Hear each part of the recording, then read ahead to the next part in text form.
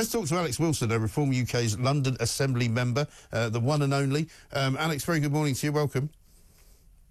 Morning, Mike. Good to talk to you. Nice to see you. Richard Tice and yourself have written to the Mayor of London. I'm going to not call him by the name he'd like to be known as. I call him Sadiq Khan. I don't put the other bit in front of it because I don't think he deserves it. Tell us about it. Yeah, so it's good to be on the show again this morning. I wish, though, it was in happier circumstances. Unfortunately, the new year has only just begun, and already we're suffering from further knife crime in London. We've had at least 5 major incidents involving stabbings, and of course 2 days ago, and this is the incident which has triggered what we've just done.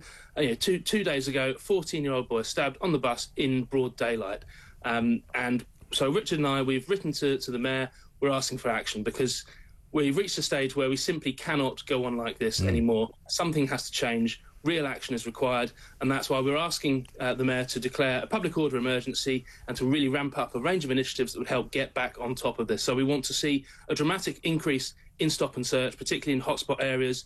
We want to boost police presence, and we want weapon sweeps across key areas in the capital. It's only by taking real action and real steps that we can get on top of this crisis before it gets any worse. Otherwise, we'll be on course for yet another record year of knife crime in our capital city, and it's simply not good enough. And death and murder and destruction as well, because the latest victim, 14-year-old Kellyanne Bokassa, was stabbed to death in broad daylight, 2:30 in the afternoon, on a bus in Woolwich in south-east London, basically in front of horrified passengers. His mother's been talking, basically saying, her name's Mary, saying that, he was sort of captured by gang culture at a very young age, and so obviously he wanted to become a drill rapper.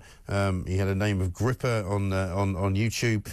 He was due to appear at Bromley Magistrates Court as well after being charged with possession of a weapon in a public place. He was accused of bringing a machete into college in May. I mean, it's not as if there isn't evidence that this stuff is going on. Exactly. Yeah, we have a knife crime epidemic in London, and it's time that everybody involved in politics and government in London, whether that's from the Home Office down to local councils, and obviously in between the Mayor, the London Assembly, all of us need to do whatever we can to get on top of this issue, which is that's why Richard and I have written to the Mayor asking for urgent action now. No more talk. No more obfuscation. We've got to get on top of this problem. Otherwise, this year will be another record for knife crime, for murders, for death, for sadness. We've got to change the way our capital city is run. Yeah, totally. And I mean, what I discovered as well when we were reporting on this story yesterday was that there was another knife incident in the same postcode, believe it or not, just down the road, I think, in Shooters Hill. Fortunately, in that case, the victim wasn't actually killed, but still, a victim was stabbed within 24 hours of this one.